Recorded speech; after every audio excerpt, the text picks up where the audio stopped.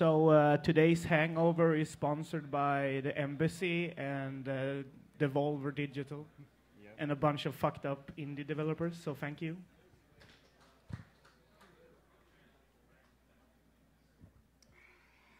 So I'm not sure how many of you have seen the game yet. So I'm gonna show the first release trailer or announcement trailer.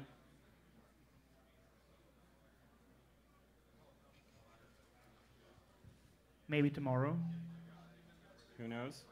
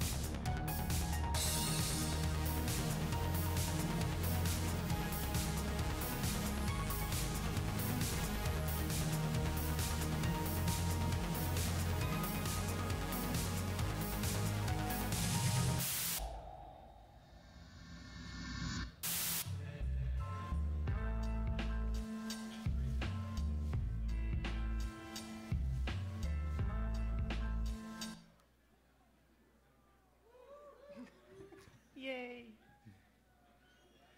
So where do we start? They kill Wiley in the game so far? Yeah, how many people have killed me? Not just in your dreams, but in the video game. Good job. Awesome. There should be more. Go kill me. You will be able to kill Brandon as well later on. Oh, wow. I'll be playing that. And Jasper wants to die as well, he told me, so maybe we could kill him as well, someplace. It's not special if everybody gets to get killed.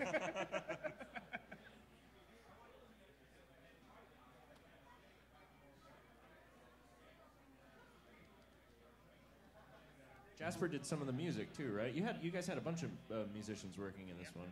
Yeah. We're gonna tell you all about them. We have a nice picture of Jasper. You will fucking love it, man. You look so badass. I think it's from your drum and bass career.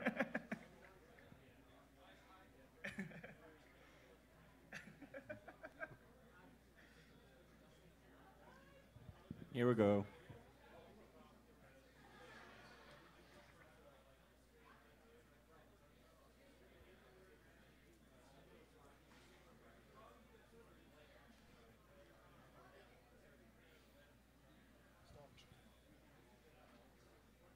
So I already showed the trailer, but this game came from an old prototype I made. The first time I made it was like 2004, I think, and then did a new one in 2006, I think, and I showed it to Dennis like in February or something, and we just started working on this game.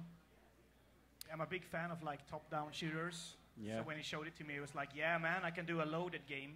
So I'm going to show you the old game. This is not the first version, it's the second version. Yeah, this is what he showed me.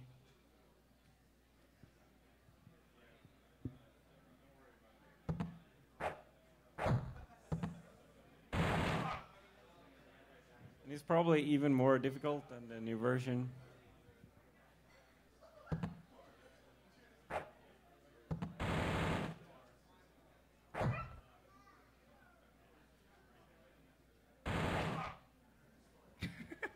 So yeah, It's impossible. it's really hard. Show the grenades.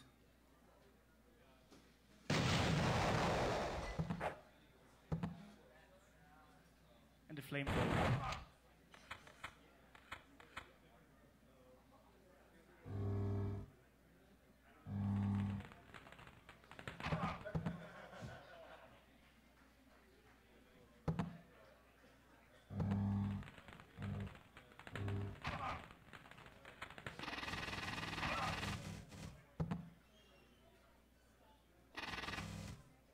I know there's a lot of people that want like grenades and flamethrowers and shit in the game, but that's not gonna happen, so sorry. yeah, so he showed me this prototype, and I was really intrigued to do something with that. So I like went back to my apartment for 2 weeks and just made all the basic animations for the game. So I pulled out all my I collect old video games, so I pulled out all the top-down shooter games and played them once more. So the first one was Chaos Engine and Gauntlet and Loaded, and just looked how they did it, and I really got I remember when I played the Chaos Engine for the first time, and I noticed that when you walk in one way, he has the gun in his right hand, but when you walk on the other way, he still has it in his right hand. So they made 2 animations for it, don't just mirror it, and that was blew my mind when I was 12. So I really wanted that kind of detail to the game, that you don't cheat at anything, you do it has to be proper done, and yeah, and so. Oh, I'm really hangover. I'm sorry. When did we decide that it was going to be in the 80s? Was it right away, or was it my fault? We're going to talk about it later. Anyway, I'm going to... So for the main character, I used Beverly Hills Cop. I love his jacket, and we will show you early build, and the guy's jacket has the similar colors. We changed that later, but he pretty much looks like Eddie Murphy, but not black. And for the enemies, I used Miami Vice. So white suits and a blue shirt. I don't really know why. Those were the first things that came up to my mind when I thought about 1980s. It was Miami Vice and Beverly Hills Cop. Yeah. So when we were making this game, we were pretty inspired by a couple of movies. The first one was Drive. We watched it a couple of weeks before we started working on the game, and it's a really great movie. And one of the good things about it is that the plot is actually not that interesting or good, but it's so stylish that you don't mind that the plot doesn't really do anything special. And after we had been working on the game for a while, we looked at some clips from the movie, and we realized that one of the scenes in the film where there's a decisive moment where the movie could go one way or another. The movie goes one way, and I guess our game is what would have happened maybe if it had gone the other way. So I'm going to share that clip. If Michael Bay had made the movie, maybe. Yeah, probably, something like that.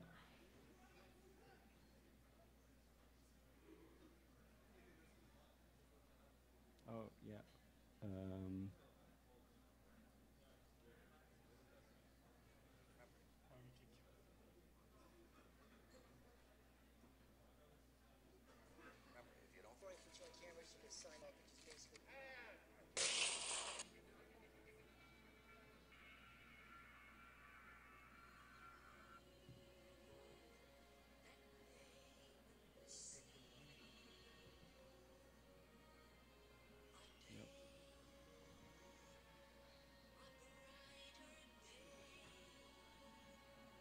So this is pretty much the basic setup for each level in the game.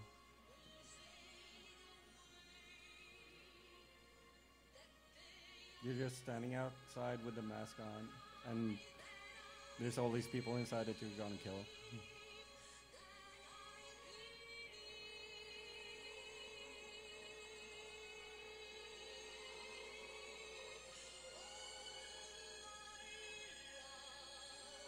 And they're all assholes.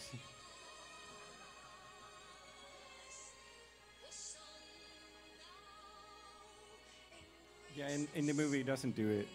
So we made Which the game is probably where it does for it. the best, I think. Yeah, it wouldn't have worked if we did it.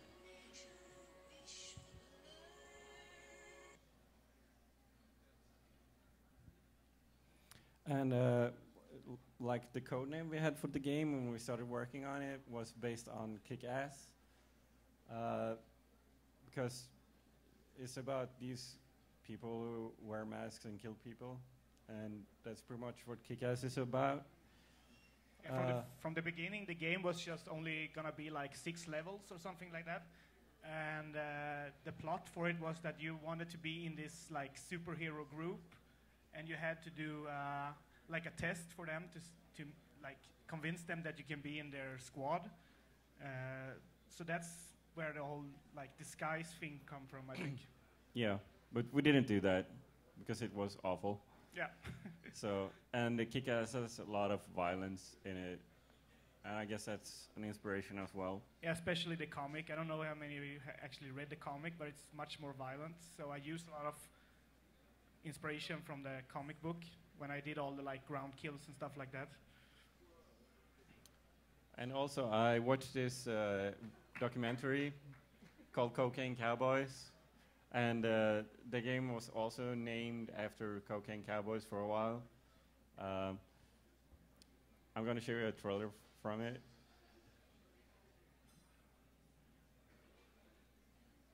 Oh, yeah.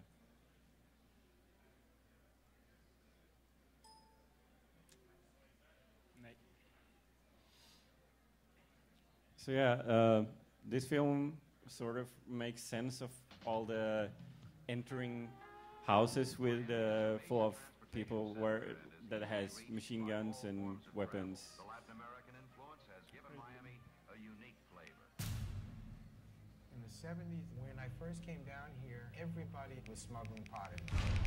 The Colombians realized they had a gold mine here. Everybody that before was doing these pot things was now into doing cocaine. The Colombians threw a number at us, $3,000 a kilo. In their first trip, we got paid $1.2 million. Popularity, it began to shoot up. I had never seen so much cocaine in my entire life. I had lawyers, I had doctors. Somebody that could afford what it cost. About 800 an ounce. I had met a stewardess, and she would go from here to San Francisco, selling to the Oakland Raiders, the Grateful Dead. I got the whole front line of the Pittsburgh Steelers in my house. It was everywhere. Clubs, restaurants, it was just everywhere. They made far more money, the Colombians, in a far shorter time than the Mafia ever dreamed. The Federal Reserve Bank in Miami generated a surplus of $5 billion, more money than all of the other Federal Reserve combined. Cocaine deaths in Dade County have now jumped to about 2 a week. Shotguns, Uzi, handguns. It was the beginning of a war. Isela Blanco was the godmother of the cocaine trade. One mean lady. She likes us to cut people up in little pieces, put them in a small box with a little bow on top. She said, that's the way I do my things. You have 5 people killed here, 3 people killed here. Mass murder. Miami was the most dangerous place on earth. They called them the Cocaine Cowboys. They called them the Cocaine Cowboys. Cocaine Cowboys. This is why Miami is for you. So I think around this time we decided to do the game in Miami. Yeah. You know why?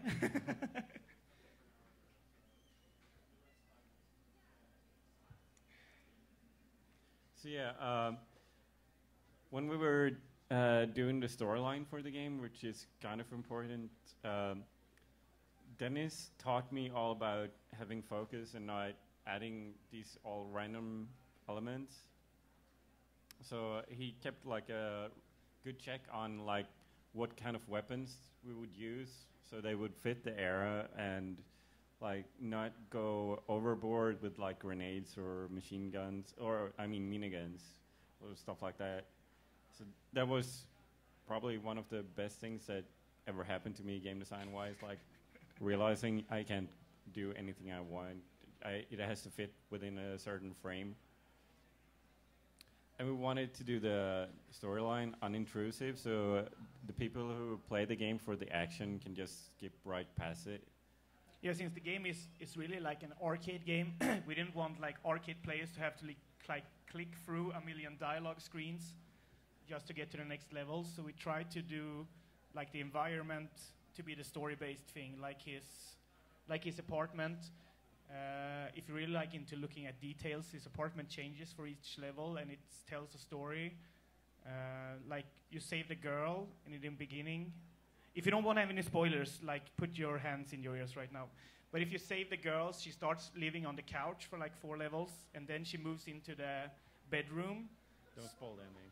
No, don't spoil the ending. But so it's up to you to decide if they've got, like, if they're a boyfriend, girlfriend, or just friends, or yeah, it's up to you. And if you're like the arcade player, you just want action, you don't care about that stuff. But for all the people who like to watch things, they can make up a really good story out of it.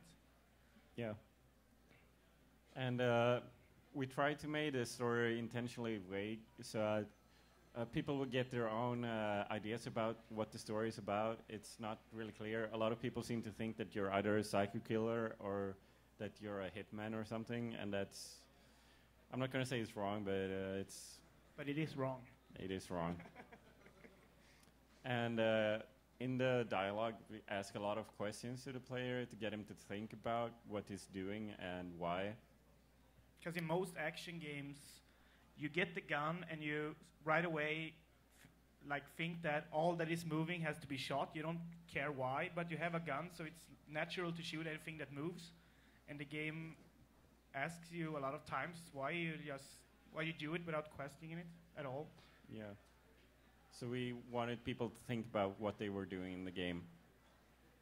And there's a lot of red herrings in the game that throws you in a different direction than you should be looking, probably. And we have this explanation for everything in the game, we thought about, tried to think about everything in the game, like the title of the game being in Russian and stuff like that. There's an explanation that you can sort of decipher when you're playing the game. So we really tried to focus on making this whole interesting universe. And the thing is, we're also gonna do the deciphering will keep on going through the next game. So you have to play a couple of our games to figure the whole backstory out. Yeah. And for gameplay, we were inspired by a couple of games. This is a Finnish game that I played.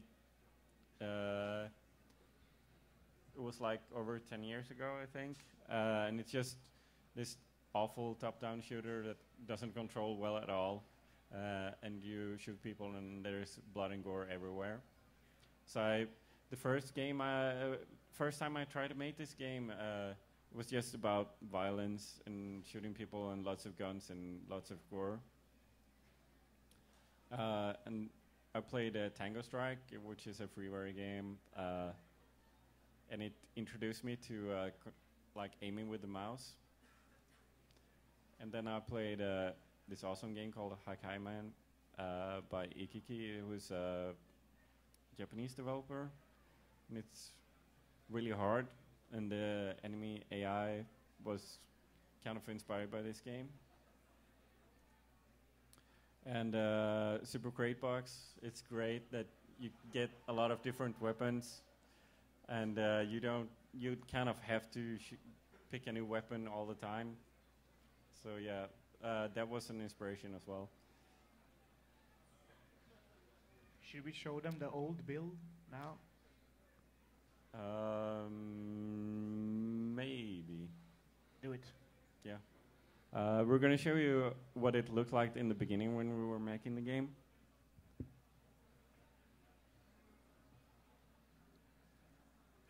And you will hear the original soundtrack for the game. That we couldn't license because it was too expensive. Yeah, this song we did license though. Yeah, there was an indie band, and they got really big right at time that we wanted them to make the music, so they got super expensive.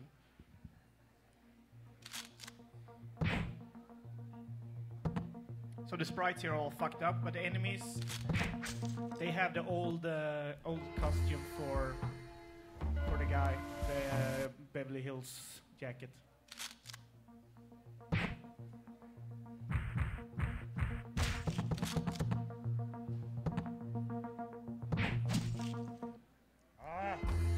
You can't use space in this one. Yeah, we changed the control, so I'm getting all messed up.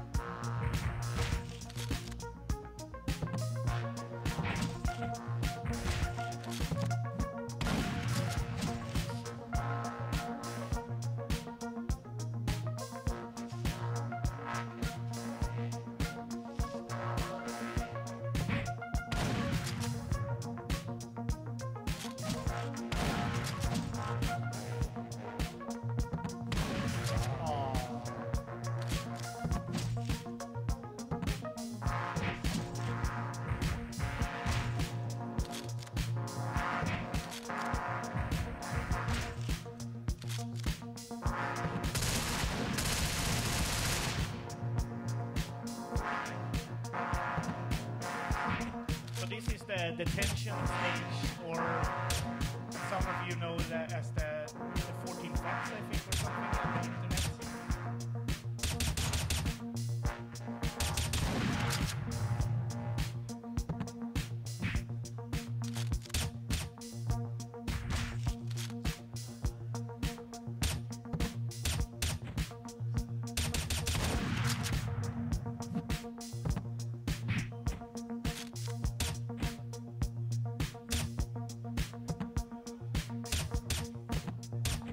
So like the gameplay hasn't changed that much from the beginning. Just the only tweaking we have been making is like using the controls, like how you ground kill them with right clicking, right? Yeah.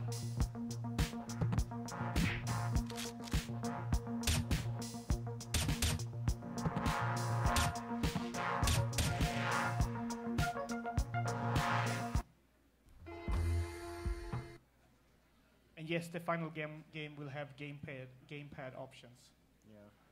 Yeah, it will. And one of the things we learned from Dry was like how important it was to use good music. And it seems like a lot of games right now are using chiptune music and stuff that sort of comes from the beginning of games. And we tried not to use musicians who were used to doing music for games. So this is a local guy. He's from Austin. He did the title screen music. It's called Sun Arrow. I'd only like been listening at him as a fan before, so it was really awesome to talk to him and get to use his song in the game. And this is another one of my favorite bands called Coconuts that make really dark, kind of like the birthday party music, sort of. So they made a song for all the dream stages where you're talking with the animal guys. Then we found, when we had to replace the chromatics tune, we found this guy on Bandcamp. We had like a whole day when we were just searching for music that would fit the game. And this guy did some awesome songs. So we talked to him and he was like really cool about it. And he really wanted us to use his music. And yeah, so we licensed them. And there you are, man. And look how badass he is. Yeah. So when we showed the game to people, some of them got inspired to make their own music for it, and it was fucking awesome. So Jasper is doing Lone Survivor. He played the game, and he did an amazing track for it at first, and then he did a couple more, actually. So that's fucking awesome. And our friend, who's also an indie game developer, we were listening to his music while we were working on the game. So Dennis had this idea of using it in the game for all the preludes. Yeah, we needed a song for all the stores, and he had this perfect song, like David Lynch song, that is in the game. So that's when we decided to add him as the clerk for all the stores, and that's where all the cameo things came from. So we started adding all the bands. So if you play the game, at the first bar, there's a couple of people drinking and smoking pot and being passed out in the bathroom, and all those guys are all the bands. They're having like a release party for the soundtrack. Yeah. And we found this guy who made this awesome 80s music. So we just had to talk to him about. I mean, look at the picture. Yeah, imagine the music amazing. to that album. It was awesome. And we got him to do one of the songs for the trailer and 2 songs in the game. And while we were working on the game, this guy who's also an indie developer was really forceful about making songs for the game. He had only made chiptunes before, from what I had heard, so I didn't really want to let him make any music for the game. But because we are Swedes, we can't really say no. Yeah. So we let him make a couple of tracks, and they were fucking awesome. So those are some of my favorite tracks in the game, actually. And then Dennis' friend. Yeah, this is the bass player in fucking Werewolf as well. Yeah. And he didn't make the song for the game. We found he does a lot of LSDJ stuff, and we have an arcade stage in the game, and we wanted like to have a chiptune style to it, and we found his song. So yeah, and he's really broke, so it was nice to like help him out with some money, and he's really happy from this picture. It looks like he's really glad. And that's not usual. Yeah, and we also got the guy who did the soundtrack for Spelunky to make a song for the game as well, which is pretty awesome. And so it's really nice to have like bands you really like and friends that you admire to do the soundtrack, like having a collective feeling to like the whole process of making a game. Yeah, so we've been working with a lot of friends, it feels like, and it's really awesome because everyone seems to really like the idea of the game, and no one like tries to force themselves onto it and make it something else. Everyone understands it in some way, and that's really awesome. Like our publisher has been really cool about everything, and working with all the musicians has been awesome. And it's really nice that like Nigel at Devolver, he's so like caught up in the game that he's giving us ideas all the time. So it's almost like he's a member of the group. That's really nice as well. Yeah. So he gave us this pitch for a trailer that we actually made, which was quite off from like our interpretation of the game. It was really Nigel different. is more into the scary part of the game. Yeah, like being a serial killer with a mask. So yeah. So we are actually gonna premiere the new trailer right now. And this is also a friend of ours who made the trailer. He's called called Mats, and he does a lot of like music videos for local bands. And yeah, we made this in my attic and bathroom, and it's just friends in the trailer. And we made it in a weekend, I think. Yeah. So hold on to your hats and enjoy.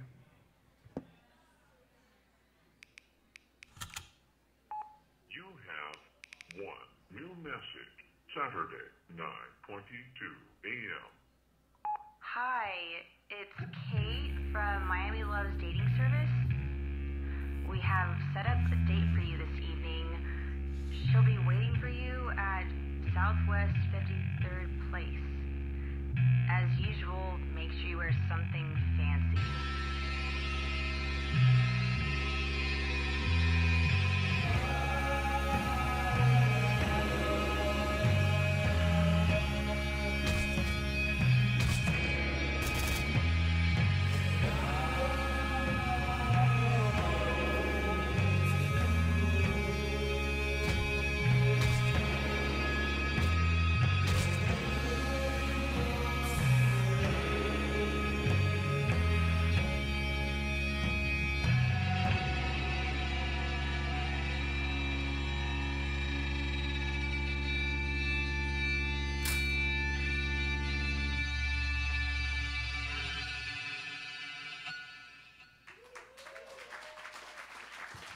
Thank you.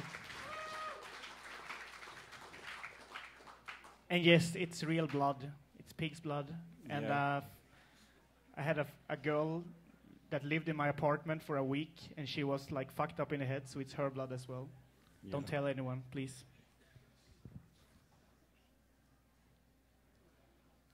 So yeah, I think that's the end.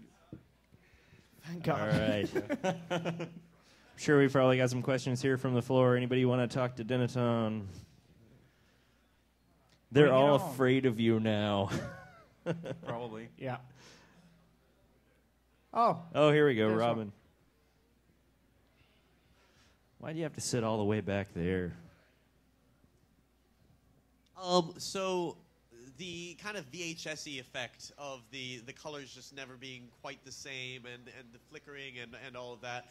I'd really like to hear about, because Jonathan, I know you've been doing things like that before, like Norland, which you brought here, had a lot of that weird VHS feel to it. I'd like to hear about why you choose to do that weird shit and how you do it as well. Actually, Robin, that's all just you. All these games are perfectly clear, and there's no... Yeah, I kind of like new experiences. I try to make each game I make like a different experience from what I've been experiencing. So yeah, how I do it, just switching between colors isn't that difficult if you do programming.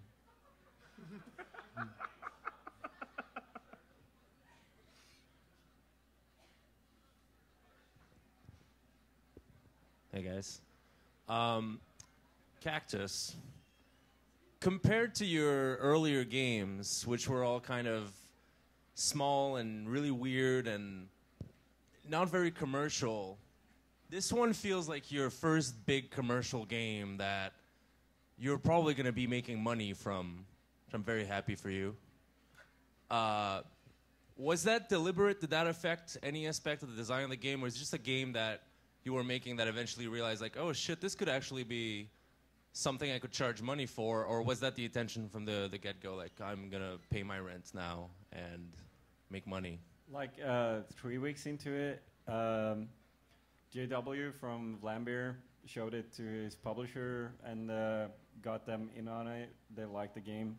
So pretty early on, it was gonna be a commercial game, but it feels like the only thing it's affected is the editor tutorial. We didn't want to do that, but we had to because people were playing the game and they were like pressing all the keys on the keyboard but not the mouse, even though they were aiming with it. So it was really weird to see people play the game and not get like the basic fundamentals of the game. And people still click through the whole tutorial and still thinks they know the game, and then they get really angry when they don't understand it. Yeah. Any other questions from the floor? Your guys' first game together, keyboard, drum set, fucking werewolf, and then this game both had a really big emphasis on music. Do you think your next game is going to have a similar emphasis on music? Yeah, we already have like 2 artists who are doing music for it. One of them is my twin brother, who's doing like this really weird noise music, and the other guy is doing some like chill wave kind of stuff. Yeah, so the boss music will fucking freak you out. Yeah, it's gonna be epic. But yeah, we like doing games with like music as a part of the beginning of the game, so you know what kind of atmosphere you want to project into it. We've got time for maybe one last question from the floor. No. I want everybody to put their hands together for Dennaton, and when you get the chance, make sure you go out and check out Hotline Miami and its own custom arcade cabinet with its own custom highball extra level.